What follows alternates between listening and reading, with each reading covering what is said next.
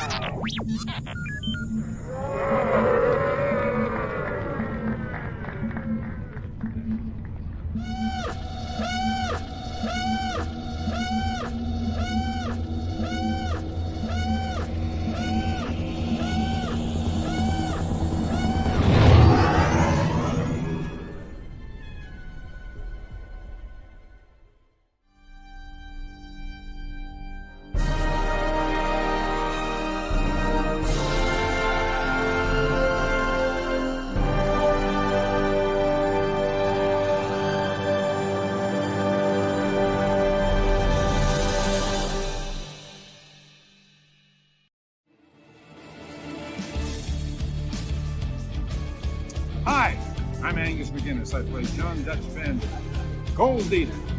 I want to welcome you to the Virtual Cantina Network.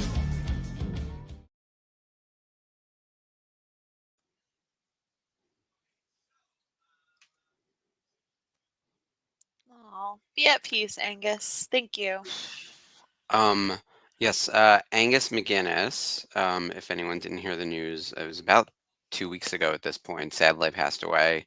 He was our gold leader, one of our OT guests, one of our OT actors, and a guest we had brought to Star Wars Celebration in 2017 when I was at Tops. And yeah, it's just very sad that we lost him. So we wanted to pay our respects. Real quick behind the scenes, I see that Skip is here. Ski Pruckle. We're gonna change the overlay real quick and get him mixed in. If I can get this to click correctly, just give me 1 second, and we'll Producing get that at sorted its out. finest. Yeah, it's all Yes.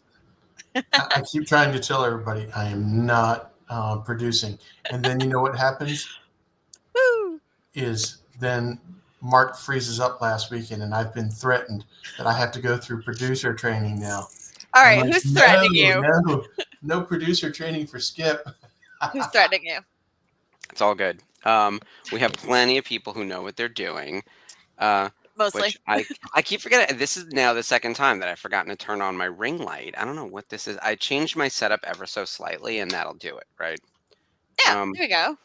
Perfect. Okay. All right. The gang's all here. All right. Hey! Happy Monday, citizens. We are very excited to talk all things Clone Wars and Star Wars Ray. today. It's sort of the big Monday, New Year's Day. It was a very Monday at my job because we're a week out from Halloween Party Expo. So we're actually really busy. Like it wasn't easing in any way, shape, or form. Like we were hustling up to this event. Hey, Reynold and Sherry, nice to see you guys. How was everyone else's weekend and New Year's and all that stuff? It was a very New Year's-y New Year.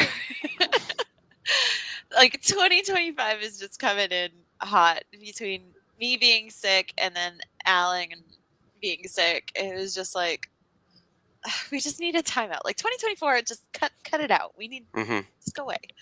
But otherwise, it's good, and I'm grateful that everybody is still here and still still able to join us for this every Monday night.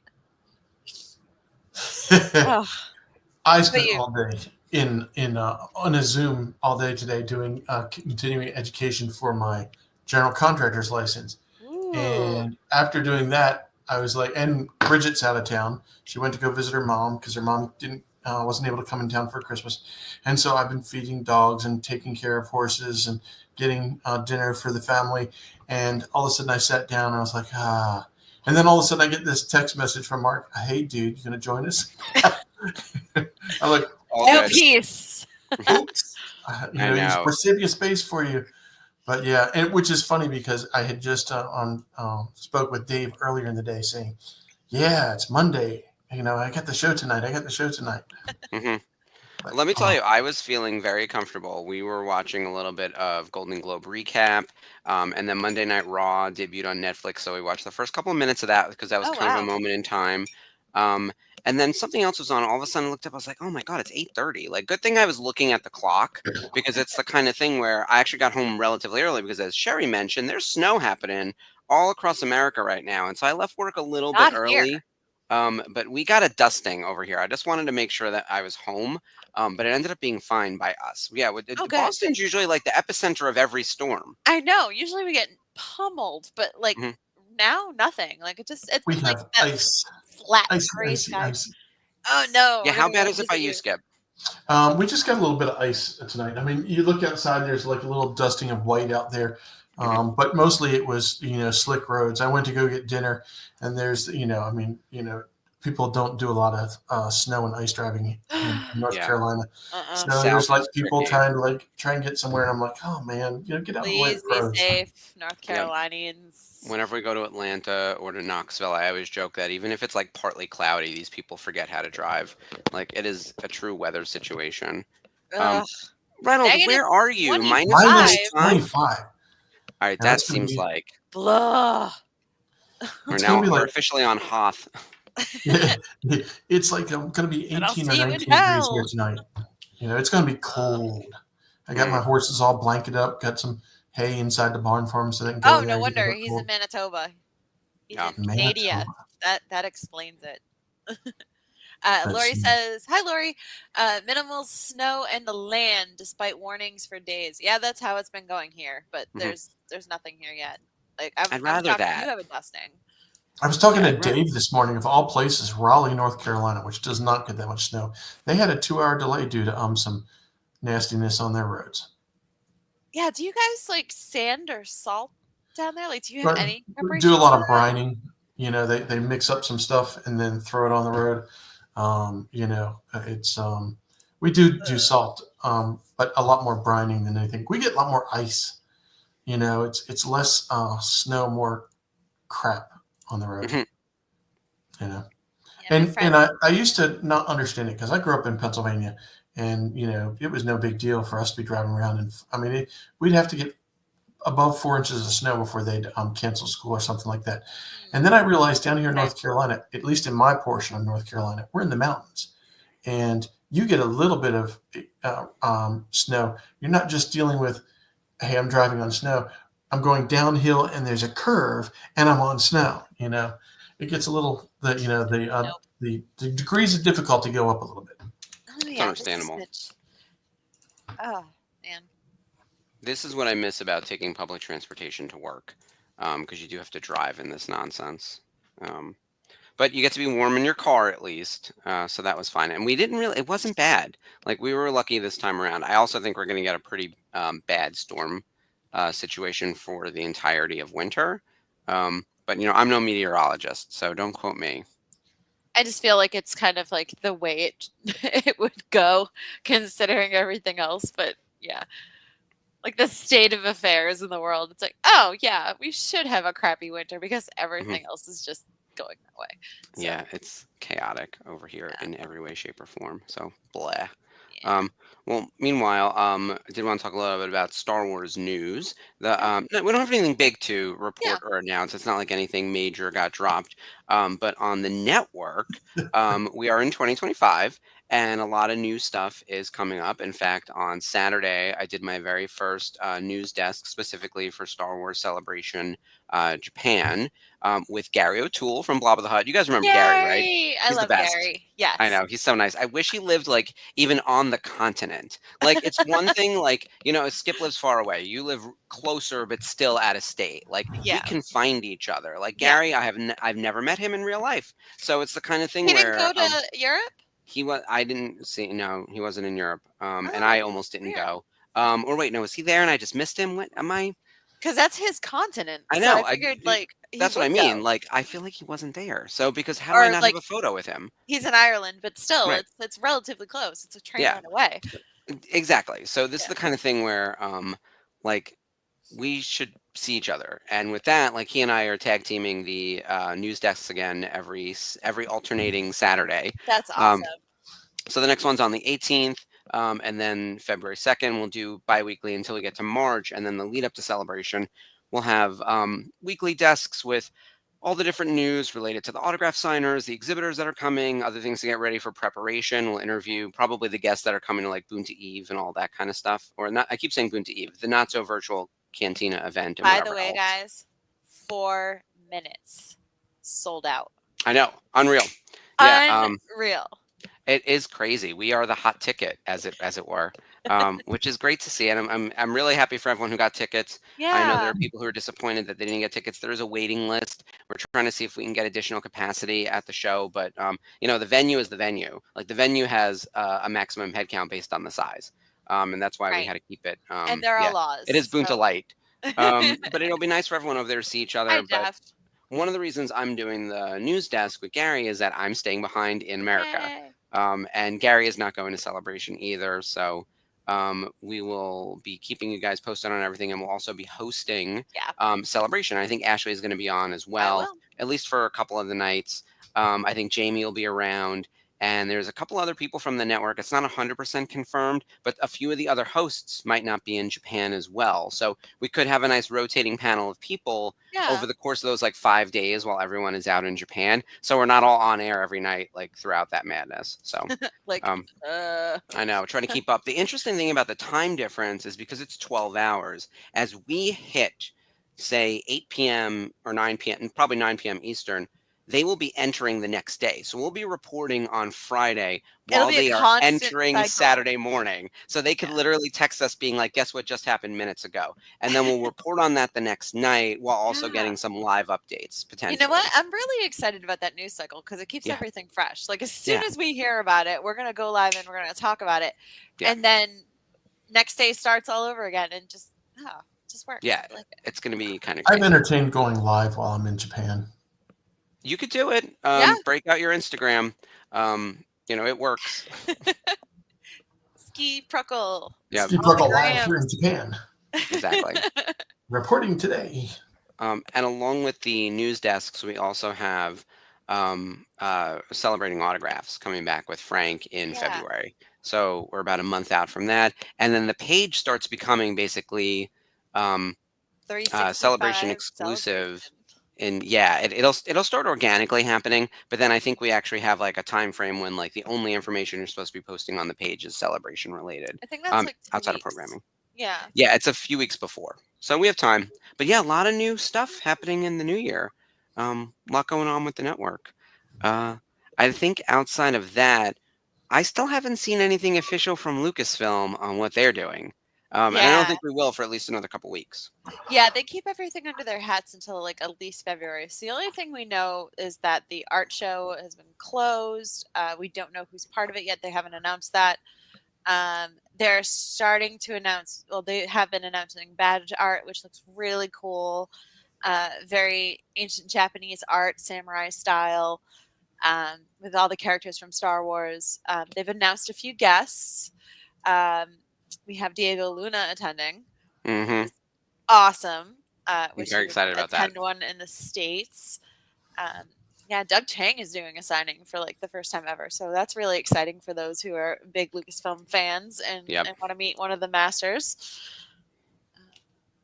I remember the days of being able to go when right before before episode 3 came out, and you could go on Facebook, and they would have they had a camera set up on the stages, and it would take a picture like every 15 minutes, and you would get a glimpse, and then you'd go back a little bit later and see a different picture and see a different picture. Oh, wow.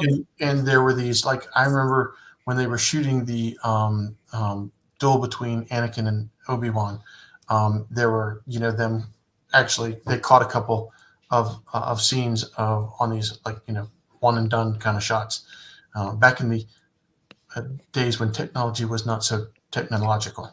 The before times, it was just like it would take a screenshot every so often. That's really cool. But Nice wallpaper too. It was interesting. Sherry says if Doug Chang does a panel, it's a not miss. Absolutely, he's done ones in the past, and they've been fascinating. Without a doubt, I think he's the dark horse for potentially one of the longer lines. As we were talking about right now, they've only announced 9 guests. Ashley Eckstein, Anthony Daniels, Diego Luna, Mads Mikkelsen, Doug Chang. It was a relatively tight listing of people. And we thought that like Diego was probably the biggest get, probably Mads Mikkelsen after that. But Doug Chang, dark horse for, all the OT fans and everyone else who just wants to get like we as a community, a fan community, want model makers to sign our posters. What other Yeah. fandom does that? Like we're Right. a unique breed over here. Exactly. I even if I feel like that there are some other fandoms too, but it's mostly people who have worked on Star Wars that have been doing it, like Tippett Studios. Mm-hmm. Let's see. Obviously, like ILM people. Where's Ryan Church now? I remember him designing a lot of stuff back I in don't the know. original, or not original trilogy, but prequel trilogy. Ryan Church was working for them because I remember some of the, I think, was it the Naboo fighter or something like that he worked on? Yeah. Doug Chang. Who else was in that original generation of ILMers? Mm-hmm. They sort of spread out everywhere, and the influence into all the other sci-fi stuff. Jess says he has screen caps from Celebration and San Diego Comic-Con of him on that. Yeah. I believe it. And it's kind of Celebration's different. You're like, I go to GalaxyCon in Raleigh, and so I'll be looking and I'll look and I'm like, I don't know who that is. I don't know who that is. But you get to Celebration, and it's like, I know who everybody is, and it's like, oh, I want to see them. I want to see them. I want to see them. And end up with 60 people, and I'm like, I can't see them all. Did you see that Ron Howard is joining MegaCon in Orlando next month? And Bryce Dallas Howard. Yeah. I've sworn off all cons till I go to Celebration. I think that's I wouldn't go to that one. It's good, but it's packed, and the traffic is insane. Like, you will be in traffic for hours just trying to get into the convention center parking lot. It's bonkers. MegaCon I hear is a lot. Mm-hmm. I did it once, and it was 2021, so it was just after COVID, and even then it was like the calm before the storm, and then on Saturday it was just absolute insanity. People were in line to get into the parking lot from the freeway for over 3 hours. It was bad. The Orlando Convention Center is ginormous. Of course, Celebration 2017 was there. I assume Celebration 2027 will be there as well. I don't know. We'll find out. But yeah, I remember it being crowded, despite the fact that it's the size of it's like a zip code. It's such a big place. So it's massive. There's like 5 different convention centers in that one complex. Mm-hmm. So it's like, just to get in there is madness. Well, I know we're talking a lot about Celebration. Obviously, that's one of the main reasons people have joined this Facebook page and why people tune into the VCN. But we will have way more Celebration news, regularly as Lucasfilm starts giving us news. Right now, we're just doing a lot of speculation.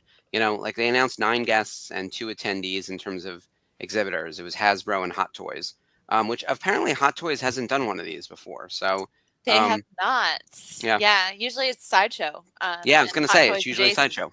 Yeah, but they won't be there this year. So having Hot Toys, because they are based in Hong Kong, is like absolute perfect. Yeah. Let's talk 2027 real quick because Sherry thinks it's going to be Anaheim. Sherry, I'll take that burrito bet. I think it's going to be Orlando. So one of us will buy each other lunch, unless Lori is correct and it's in Chicago again, which I think would be weird because I think they have to attach the 50th anniversary to one of the parks. So whether it's Orlando or Anaheim, I think that's the reason they probably went 2025 as an international show because they knew they wouldn't be able to get back internationally until 2029. At least, yeah, that would be the earliest they could do it. So my money's on 2027 Orlando, and that's knowing nothing. I always feel like I always have to preface it with my little asterisk of like sometimes I know things. In this case, I do not. Speculation. Yeah, I don't know what's happening with Celebration 25. Like I barely know what's up. He wouldn't say anything at all. Exactly. I would just shut up about it. Like I know things about things and I just don't talk about it and I don't bring them up. Like when it comes to this Celebration 27, I feel like if I were planning it, I would try to make it in Orlando. As much as I don't ever want to go to Florida because Florida is Florida, like Disney World is there. And I do eventually want to make my way over to the Universal Studios parks because Epic Adventure. The Epic Universe stuff, that expansion is unreal. Like, Well, even what's there right now is amazing. yeah.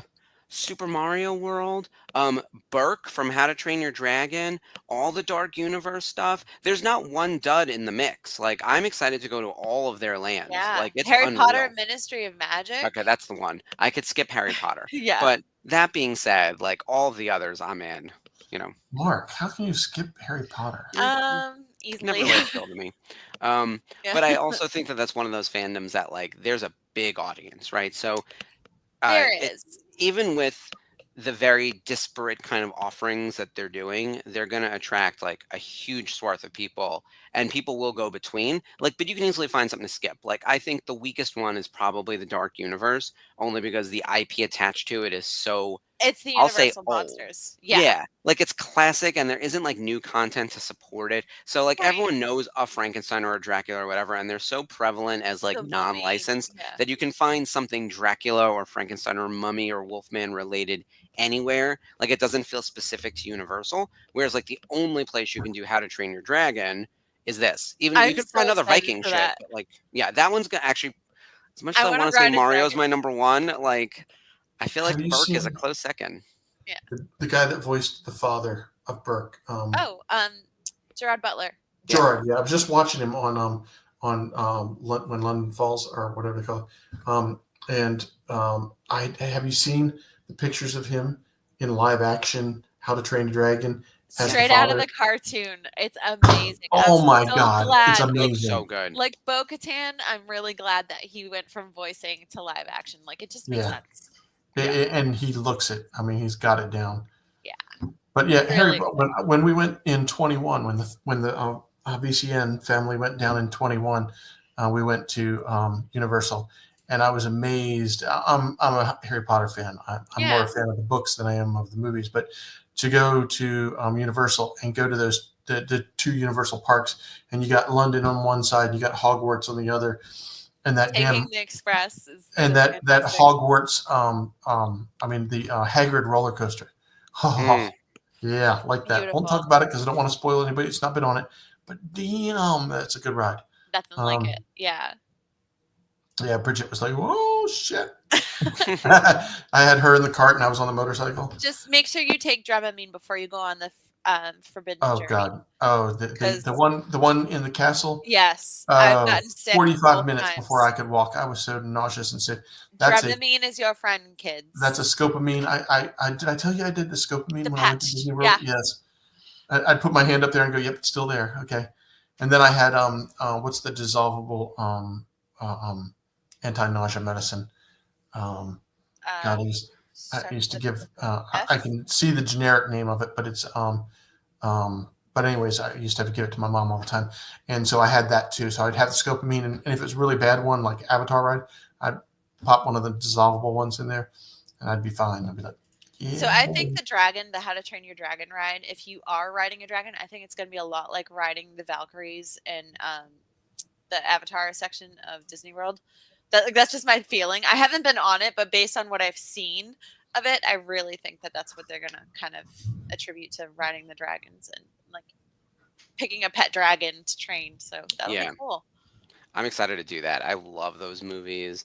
Oh, I even saw the live action show when it was like the puppeteering, with the parkouring of it all. And we were like the only adults there without kids. We didn't realize how much of a kid show it was. And there's me and Jason, and then all sorts of parents with their little kids. And I was like, we're the only adults here. We're going to end up on a list. But it was so good. It's an excuse to be, or it's, when you have kids, the best thing about it is, now we've got a good reason to be going to all those animated movies, and all the kids. I don't need no kids. Not that I needed the excuse, but now that I have the kids, it looks like I'm going because of them. Mm-hmm. Sitting in the movie theater, laughing at all the adult jokes that are going over top of the kids. It's like, ooh. Exactly. I'm just reminded of that little video that Kit Harington made with Toothless a couple years back. Did you ever see that? I did not see that. Oh my God. So it's a YouTube video, and it's Kit Harington and Toothless, like an animated Toothless, and he's going over lines with Toothless from like Game of Thrones, and Toothless is like acting with him, and it's just all these outtakes, and it's so cute. And I really feel like the live action was kind of inspired by that. So I'm excited. I'll Nice. put the link in the chat. I did not. I was not into the live action. What was the Circle of Life? The flipping Oh, Lion King. Lion I King. Yeah. haven't seen that either. And I and just don't and care the to. Jungle Book, was not that big of a deal for me. But this live action, How to Train a Dragon, I'm down on that one. I'm like, okay, I want to see that. So for it, yeah. Almost as excited as I am about Clone Wars. Yes, We which we're have to almost at talk time about- already to like start the episode. I mean, yeah. Episode 14, right? Yes, which I've barely looked at. It's the kind of thing where I'm still trying to go in cold and remain surprised as things happen and be like, oh right, I remember that. Oh, I didn't remember that. Like, while doing a little bit of research, it's tricky. It's a tricky balance, right? I just dove in and said, okay, it's a great time to rewatch. Mm-hmm. I put the link in the chat if anybody wants to see Toothless and Kit Harington Oh, have nice. their audition tapes. It's so crazy. For those who don't know Game of Thrones, Kit Harington was Jon Snow. Yes. So, Very cute, which is perfect for. You ever see the Toothless being story Game of about him Thrones. getting pulled over by a cop, and he's like, the cop's sitting there going, "Oh, so you're the what was his character's name?" Jon Snow. Yeah, Jon Snow. He goes, "Are you going to be in next season? It could affect the status of this ticket."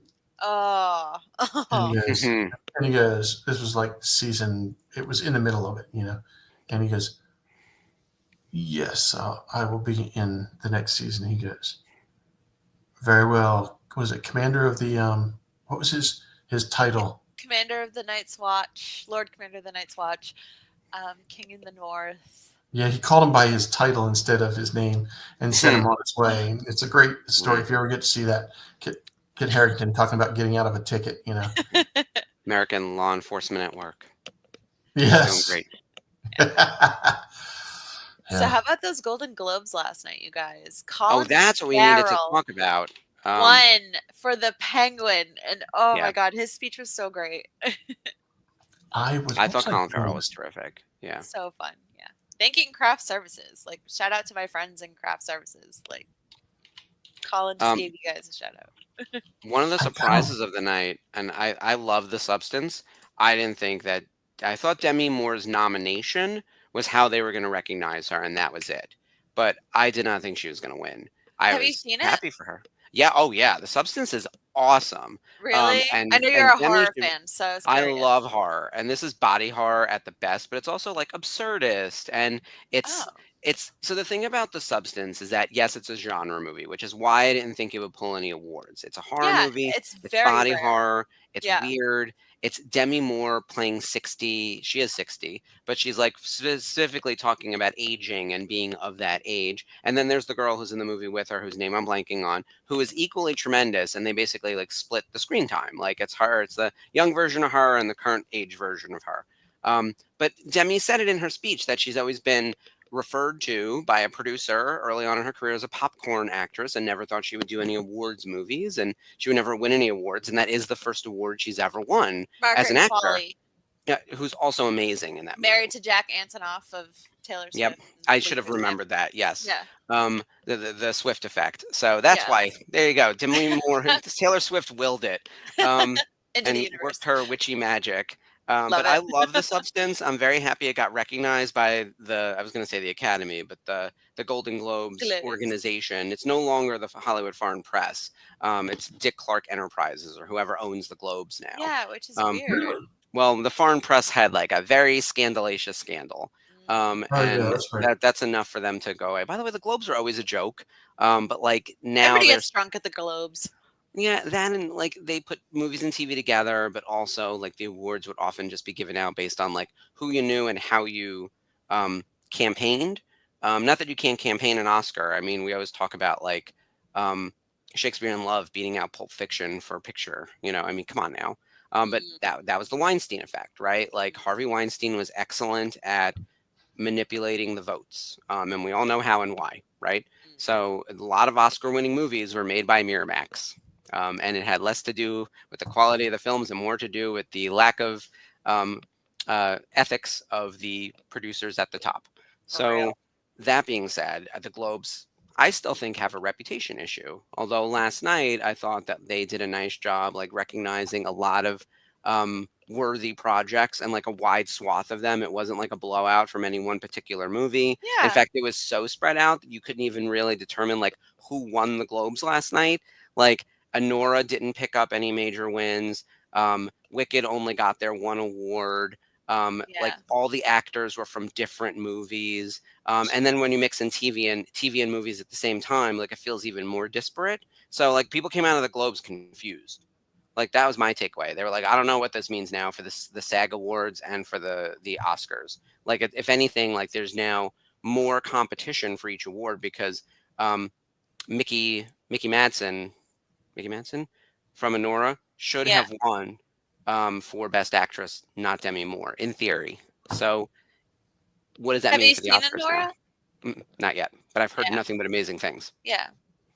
I was embarrassingly enough, I was binging Ted Lasso last night Okay. and did not watch it. But what did Captain America did that win for the TV series? The series was a couple years ago, so it had to have been the movie. Wasn't there a win Yeah, the for- movie's not out till next month, but no one won from Captain America. I think they that had Anthony Mackie doing presenting, and Yeah. so he was Stan, doing presenting, and then Sebastian Stan was nominated for the one where he plays a person with a facial disability and completely prosthetics, unrecognizable in the role, and he won his first Golden Globe for that. So, but Anthony Mackie kind of bombed Entertainment Tonight's interview with him and just like started interviewing Sebastian himself, and they're best friends, so it was really cute. I did have to say, like Zoe Saldana winning, she was really, really emotional about it, and that was really sweet to have her win her first Golden Globe for that. You know, a lot of first-time winners this year. And that movie was insanity. Highly recommend. Emilia Yeah. Perez. Holy crap. And Zoe Saldana is unrecognizable in that role. She's so good. And people forget that she's like the highest grossing female actor of all time. She's in all the franchises. And Star I Trek. realized, yeah, she's Star Trek, She's Star not Trek. in get out Star of bed Wars for less yet. than $40 million. But I feel like she made Emilia Perez because she cared so much about the content of that movie, Yeah. like the story. And damn, does she deliver? And I forget that she's like fluent in Spanish because she actually goes in and out of it with English and Spanish throughout the movie. That movie is weird, and Her that movie's husband weird is for Spanish, I I believe, or yes. Argentinian. Yeah. And she speaks, I think, fluent anyway, right? Yeah. Because she's I forget what her ethnic background is. I don't want to say it incorrectly, but either way, damn, is she good in that movie? And Yeah. her seamlessly moving between English and Spanish, but also that movie moves between like a fever dream and gritty real life, and then musical numbers, and like it's kind of fantastical realism, which is very Latin American. So it like fits the setting and everything, and she's like the glue that holds that movie together because it's so nuts. Like you can't So believe it. she's Dominican and Puerto Rican. Yeah, I thought she was Puerto Rican. Yeah. And With so Lebanese and Haitian roots. oh wow. So yeah, she's excellent in Emilia Perez. Mine's Also, it's a 57. weird movie, and I want to recommend it to people, but I also feel like people are gonna be like, "What the fuck did I just watch?" So there's some. So just know that going in. With that, we do need to start actually watching our program over here. Yeah. Clone Wars Season 1, Episode 14. So I'm gonna put up on the screen the episode title so everyone can see it. This is an Isla Sakura episode. And it's actually the one with George Takei, which I'm very excited about. So it's called Defenders of Peace. Ashley, do you want to read or Skip, do you want to read the summary? Skip. While the Jedi combat a new separatist weapon, the pacifist Lorman must decide whether they will lay down to the oppressive separatists or fight with Anakin, Ahsoka, and Jedi General Aalya Sakura. Why do you make me say her name? It's funny. So this, I think, is very fitting. When surrounded by war, one must eventually choose a side. True. And we were talking a little bit about that last week, how it's like you can't choose neutrality, especially when there's a system of oppression in place, because then you're siding with the oppressor. That's sort of like the major takeaway in a lot of history classes, right? So we're going to see this play out. And it's a fun episode. George Takei is in it. So for all you Trekkies, we're going to lap over here. Woo. I can't do that. Um, Not all even right, gonna so try. break Woo! out your Disney Plus machines, cue up season 1, episode 14, Defenders of the Peace, and I'm going to start that countdown. Where's the 10 countdown? seconds, not 30. I almost hit the Don't 40. beat me. Don't beat Son me. of a bitch, where'd it go? I'll just count if you want. 41, 102. There it is. I swear everything moved.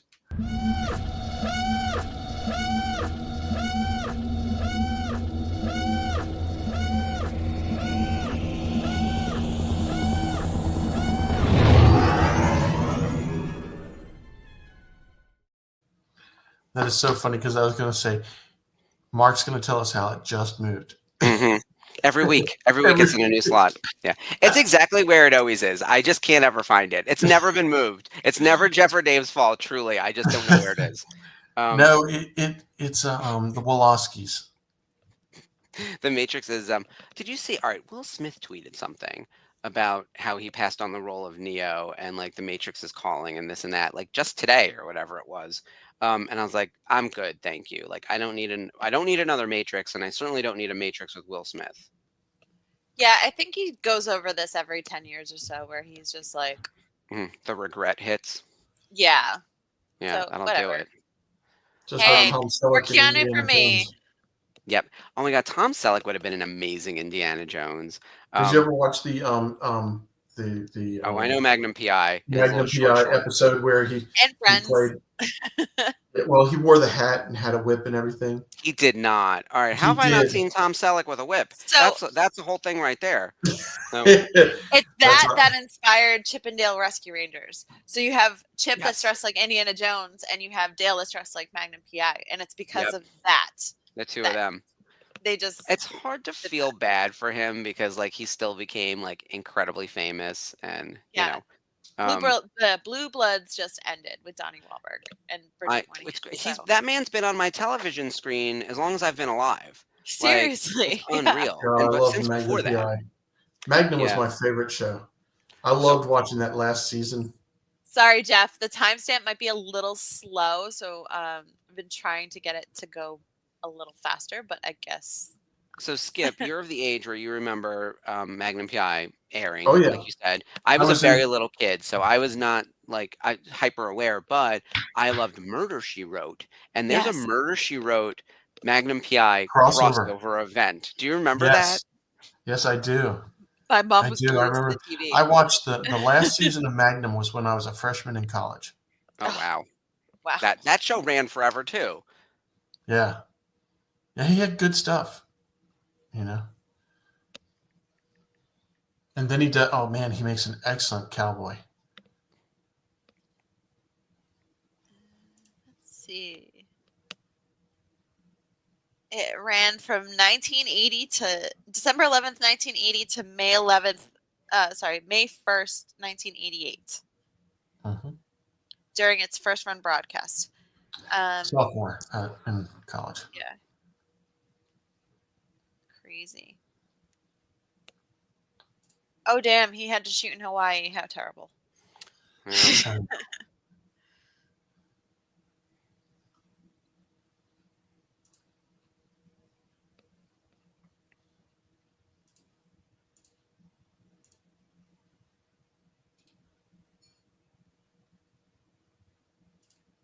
So I want to talk a little bit about the cast in this episode because I've already mentioned George Takei a couple times. He, of course, best There he known for Star Trek. Yeah, he's playing the big villain of this episode. Let me get his name. It's There he was. It's Locke Durd. We actually had him. I brought him on as an autograph signer for Topps, and he signed autographs as that character. He signed stickers, which then you just keep slapping it on like the same autograph. I think he only played one character, but we used Lockdart in a bunch of different sets over the course of several years because he wasn't like a cheap autograph at all. Like he was more expensive, and so he didn't pop in big quantities in any particular set. And then, of course, with animated characters, you want to use them sparingly, even when there are bigger names associated with the voice. So he wasn't in more than one set a year, I don't think, the entire time I was there. We also have Jennifer Hale as Isla Sakura, who I was singing her praises last episode because she's just Yeah. fantastic. Matthew Wood is back playing Battle Droids. We have Tom Kane, of course. Corey Burton as Count Dooku. Our new best friend David Accord playing one of the Aqualish technicians. You know, this is officially a David Accord Stan account over here at the VCN. Yeah. And of course, Matt Lanter and Ashley Eckstein. There were also two other names that I only recognized on I'd seen them like on a list somewhere ages ago. Alec Medlock, who plays Wag 2, and then George Coey, who plays T-Wat Ka.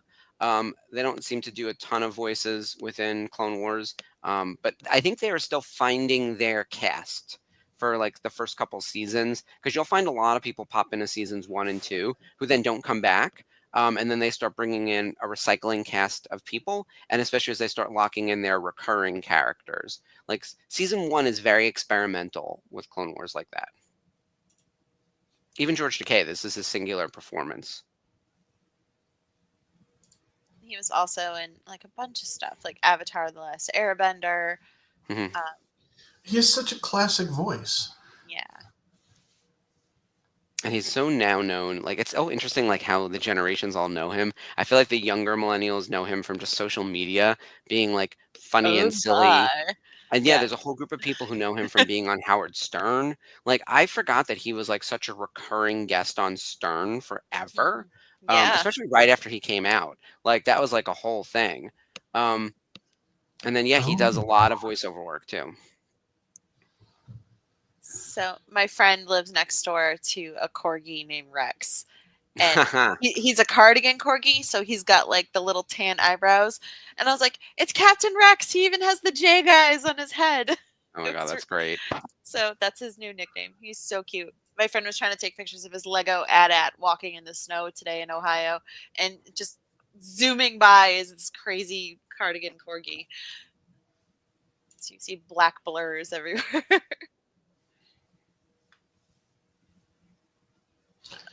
You know, it's Kayla's on funny. the hunt. Her face in the animated version still looks a lot like Amy's. Mm-hmm. Yeah, they definitely followed that model pretty closely, especially when you compare it to something like a Dooku, where they like highly stylized it. There she is. Get him. Hope it didn't transmit.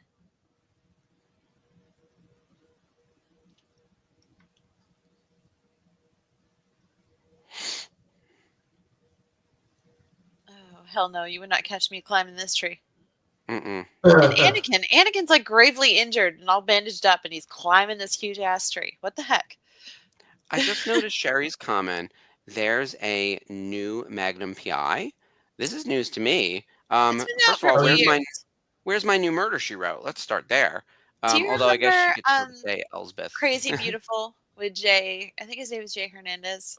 Yes, Jay Hernandez. So he's the new Magnum. Oh, Yeah. Okay. Is it still running? Yeah. It did like last time I'd seen it was like an episode or season 4. Yeah, I'm pretty sure it's still running. I'm big on the new Matlock right now. Like, I love that show. Kathy Bates was nominated for a Golden Globe for a reason. She's so amazing. That Matlock is spectacular. Twisty. I love it. Mm-hmm. I have to admit that scene with her and her husband where he's like, "Oh, you were working too much to spend time with our family," and she's like, "Well, you didn't have to." He goes, "Yeah, it always seemed to work out. It was like I was available," and she's like, "Yeah, that's because I scheduled you." Like it was just it was heartbreaking. So well, it's the invisible labor of women, which goes overlooked quite a bit. And yeah, I think they tackle some really interesting stuff on that show because her whole mission is revenge, like more so than justice. And you can see that it is turning her to the dark side. Like you Yeah. think that her task is noble, but the more you dig, she's not really trying to find justice or peace. She's trying to burn it all down and take Yeah. revenge. And notice how those two things sound like the same thing at first until they start turning. And it's like, yes, we want to hold those accountable. And Yeah. it's like, Don't lose and what are we going yourself to in do to get this. there? And I think she has. I think Yeah. arguably at the mid-season finale, she has lost herself, as symbolized by that very heavy-handed, like broken bracelet situation, right? Like she has literally fallen to pieces. And so I think that there's going to be a reckoning in the new year, and she's going to have to be like new year, new Matlock, while still heading toward the same goal, going about it differently, which is kind of like the Jedi thing, where it matters how you win. Because in order for her to get the upper hand that she needed internally at work, she threw that other woman under the bus. Like she undermined Yeah. their entire case. And I think she has to come back around and make amends for that kind of stuff. Yeah. So, like, I think that's where we need, like, as an audience, we need to see, where that's headed. I know Yeah. we're really overanalyzing Matlock over here, you guys. But it's so good, I promise. And we've got Jason Ritter, the late John Ritter's son, who's copy paste of him Oh, he's so completely. good. So good, so funny. Voice of Dipper Pines and Gravity Falls. Mhm. And he's He's another phenomenal. Scott Eastwood. Yeah. Yeah, total copy paste. We have Sky, who plays Olympia, his estranged wife. She's phenomenal too. Like such a good actress. And Beau Bridges plays like the head of the law firm, Mhm. Jeff Bridges' brother. So it's a good cast. The whole cast is great. Yeah. My mom's all excited because Jason Ritter puts out like interpretive dance videos on his Instagram every time a new episode comes out. So she likes to watch it. She's like, "Oh my god, he's just like his dad," because we grew up watching Three's Company and Yeah. Problem love Three's Child Company. because of my mom. And yeah, she loves him. So Oh, meanwhile, so Loch Durd is talking about how he specifically chose this planet because it's inhabited, and that the people who live there are going to make excellent test cases subjects uh-oh. to be experimented on. Like, what the hell? Because he knows they're Our new pacifists. weapon. Yeah. Yeah. Oh boy. Do you think it's no, it's not. Can't be. Jason, Sherry, I have to share your comment over here. I'm having a crush Joan on of Jason Ritter Arcadia. since Joan of Wow. Arcadia. Yeah, I love him in Yellow Jackets. He plays the His husband. wife's in it. His Yeah. wife's in it. He has a deleted scene. That's see the connection. He was in, what was he in before that I'm blanking on now? Because he's always on social media and he's always with Melanie. They're so cute. And their cat Donut, who's adorable. Mhm.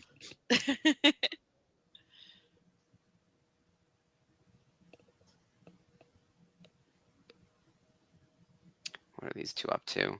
Isla and Ahsoka. Oh boy. In a way, Dave, they do allude to the Andy Griffith Show, but there's a reason why she goes by that name. So you'll see.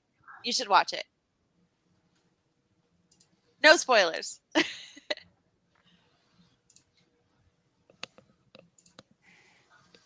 I watched so much Andy Griffith of Matlock, that version. Same. Oh my gosh. I like that he was a defense attorney, but he was always like a good defense attorney. He was playing the same Andy Griffith character, Mm-hmm. Underestimate me at your own peril. That's Mhm. right. He's not Meanwhile, a southern country bumpkin. We've been rewatching some Murder She Wrote. We started that close to Christmas when we were when I was homesick like last weekend. We made through all of season 1 already. Wow. These mysteries are hard to solve, y'all. If you don't They remember are. who did it, good luck. You have to have like the brain of Jessica Fletcher to solve it, because they only give you these breadcrumbs and there's so many red herrings. And usually it's like some type of closed circle where there's 7 or 8 people involved, but you don't even get the murder sometimes until 20, 30 minutes into the episode. And then it's like, Jesus Christ, I've got 10 minutes to wrap this up. Yeah, exactly. I found out the guy that plays Seth in Murder She Wrote is in the newer Miracle on 34th Street that came out in 1994. Okay, I was gonna say he can't possibly still be alive. 'Cause No, he was older than he's not. Yeah, Yeah. Angela Lansbury was in her 90s, like up when like she passed. yeah, very recently. Yeah, we're watching now, and there are people who are older than Angela Lansbury in that show, and I was like, oh man, like this is some of the um, heavy hitters of like the 50s, 60s, and 70s who are For now in real. their aging years in the 80s and 90s when Murder She Wrote was on. Well, that's why Angela Lansbury, she was an executive producer for it. She made sure to cast all these aging actors Hmm. of her day, so they would keep getting residual checks over the years to help Yep, them and as their their health career, insurance. yeah, make sure that they were taken care of as they aged. So I thought Yep, it was brilliant. She always took yeah. care of her fellow actors. And so interestingly, people talk about Cabot Cove being like the capital of the world or whatever. There's not a lot of Cabot episodes Cove set in makes Cabot Cove. Like all of yeah, season one, I think she's there like 4 of the 20 episodes. Like she's constantly traveling. That woman's on a plane every episode. She's in Texas, she's in California, she's in New York. She's got a book tour. She's writing a book. She's going to the set of a movie. Like you name it, this lady's doing it. She has a and friend in meeting another Texas. niece or nephew. Oh my God, the nieces and someone's got to draw out this family tree. I also think, and I'm sure all 3 of us experience this, friends of the family who you refer to as aunt and uncle, that's Mhm. got to be who these kids are because she Yeah, does not have that many siblings and we never see these people again. yeah, So, it's, yeah, friends. Well, I'll go with that one. That yeah, makes the good sense to me. friends. Okay, so he's trying to get his father to like listen and be like, "Look, we have to help the Jedi. We have to save our people." And he's like, "I want peace." And Hmm. even his son is like, "This is gonna save our lives." That was the he's so stupid look. Yeah, like, can you believe this guy? They're going to kill us if we don't do anything. Hmm. No, we will be peace. No, they're going to destroy our planet. No, we will do peace. Oh shit, they're burning our planet. I guess we should do something about it. Yeah, don't wait, kids. But at the same Anakin's point hair in is still time, it's like the storyline is it's so clear that the son is right and that the father needs to join into the fight. But and they make a great case for it.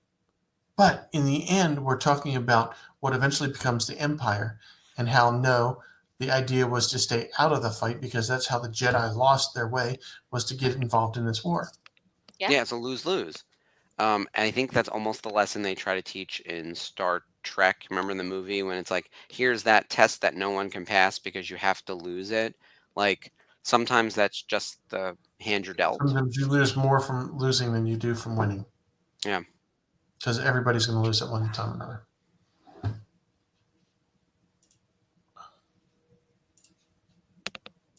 He's so cranky.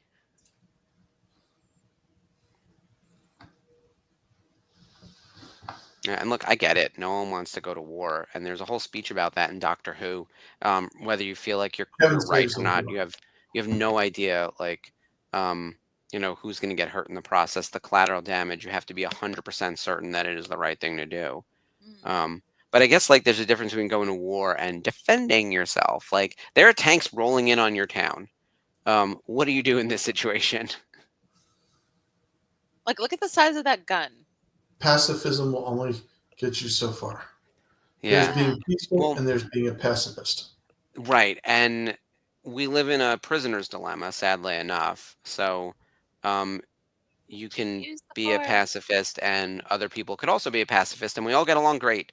Or you can be a pacifist and you're going to get attacked. And in both situations, if whether you're attacked or whether you're not attacked, like, um, Oh, yeah, oh Jesus, look at that fire. And it's one of the things I noticed about this episode on just a straight, completely different path. The fire in this animation is really good. It looks really good. They Yeah. had a campfire earlier and then this fire for this. My theory is that somebody learned to do really good animated fire and they said, let's make an episode around fire. It wouldn't surprise me. I mean, the dome is totally making me think of Phantom Menace. This feels exactly like that kind of thing. Which, once again, the droids are on the outside and the good guys are on the inside. I love that Ayla's just walking and stabbing and it just Yeah. Walk, stab, walk, stab. First of all, use the force from afar and just. yeah, Like, they're like yeah. tissues. Yeah, especially because their blasters are deadly. Like it just takes one to hit you. Um, Can we talk about how hippie they have made Isla? I mean, they went out of. I mean, I guess her species was always portrayed as very sexy, but they made her like over the top. Hmm. I think this is a symptom of just female character designs in general. Like, why is she in a bra? Like, let's start there. George. Like, and can we put her in sleeves and armor? Anakin's pretty covered up. No, George. Yeah. Well, I mean, Asher, you know better than me. You've been an artist for how long? How many comic books of like the Golden Age, Silver Age, and even not quite the modern age? I think like the DC 52, like the new 52, when that came out, they were like, put everyone in pants. It was like a Yeah. moment of reckoning of like, we can't have women fighting evil in pasties, basically, right? Yeah. Like, and heels. Like Um, Starfire. Like, Yeah. you know what I'm Yeah. talking about. Oh, yeah. Like some of them are just like legit naked. They would Yeah. never draw men like that. Now, they Or do Vampirella. Yeah. give men in comics a lot of muscle definition. Muscles and pouches and Sometimes there's some muscles on bulge. muscles. Yeah, the muscles are Talking to usually you, Rob unattainable. Liefeld. I was reading a Let's thing talk about it about though. Okay. let's talk about the old Batman series, the 80 to early 90 Batman series, because I, like a good student, was sitting in my office where I have a screen for my computer, and then I have a TV just like we are right now. I'm using it above me, Yep. and I come in to take my Zoom continuing education for 8 hours. And you know what HBO had on today? Batman from with Michael Keaton, Batman Returns, Batman Forever, Batman and Robin. Oh, like a Mhm. That's full what I was marathon. watching while I was being educated about construction, or Which for the one? most part. And it gets to the episodes where, not the first two episodes, but the third episode where Val Kilmer, and it gets the new costume, and they're like showing Val Kilmer's butt on screen Yep. in the Batman costume, and they did the same thing That's to all George Joel Clooney. Schumacher. I was like, really? Yep. The bat nips. Yeah, that's all Joel Yep. Schumacher. I remember reading a thing about this, and he was like, the camp of Batman and the way we're going to showcase his suit the way we would showcase like a woman's suit. And I was like, oh, that's actually like kind of clever and campy and fun. Yeah. But that And then movie they is, did that with Batgirl too. With so the it was nipple just like, with the nipples on Robin and Batman.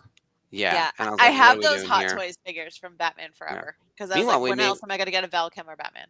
We made Halloween costumes for Val Kilmer Batman and Robin from Batman Forever and Love it. Poison Ivy.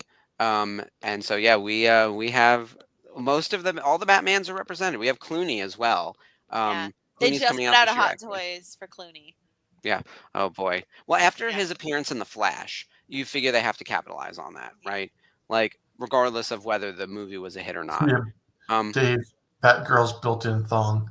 Oh my God! Do not get Yeah. me started on that. Yeah, utterly ridiculous. Harley, they always put in something really too revealing and sleazy. And that's the thing. It's like, can we not? Can they fight evil? Can we all fight evil? I'm not asking for the guys to run around in Speedos. Like, I mean, we put Aquaman in more clothing than most people wear. Like, and he's supposed to be basically, remember one of the original looks for Aquaman, he's wearing kind of like Namor, wearing almost nothing. But like we stacked on the clothing. So it should be equitable in that sense. Oh, hello. I do think it's moving in the right direction though, in terms of like just general costume design. Like I'm happy that we're getting back to color. I think Wolverine was the right idea, where like the yellow is back. It feels more comic accurate. It feels more fun and free, as opposed to like the way we've muted everything over the last 20 years to make it feel far away from comics. So Yeah. I think there's a balance to get to like a comic look without being anything exploitive. Exactly. But that's not where it started out at. It just stayed there too long. It was how do we bring this to live action? I mean, Yes. you think about the first X-Men, it's like, they didn't want it to look comical. They wanted it to look like live action superheroes. So they didn't have all the bright colors that they did in the comics.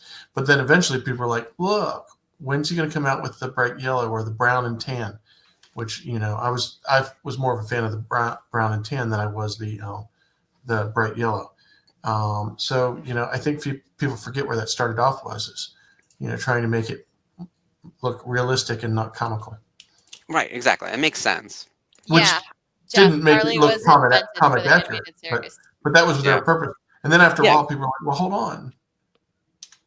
Yeah, we're at a point now where I think people are looking for the comic accurate. They weren't before, but we're at that point now, which is I could exciting. go without so comic accurate on the new Superman. Oh I yes. just want fun. I thought we'd make it an episode without talking about the new Superman, but Superman. that being said, That'll be us uh, until May 11th. Just saying. yeah. Look, I think in the next, Or because Super Bowl is June. 3 weeks away, right? Yeah. Like you have to assume that Yep. all of the major blockbusters that are coming out this year are going to have Super Bowl ads. Probably a new ad for Captain America, which comes out in February. We're going to have to see something for Excited. Daredevil Born Again, because that comes out in March, By the way, supposedly. Han Solo transforming it into the Red Hulk. Yeah, I gotta be honest. Like I understand why everyone loves Harrison Ford. I do not care, and I do not think that him being in this movie is exciting in any way, shape, or form. He's such a curmudgeon about all things. He does nothing for me when he's on the screen. I saw a I don't little like Thunderbolt, Ross Thunderbolt, anyways. as a So character. I he's could on a take him or leave character I him. didn't like. Yeah, It actually takes him down a notch for me. agreed. Oh. I don't like Thunderbolt Ross, and I don't really like Harrison Ford. Unpopular opinion. So there you go. You bring the two together. And I got to be honest, like I like Anthony Mackie a lot as Captain America, but I don't think this movie's going to do well. See, I Between you don't and me.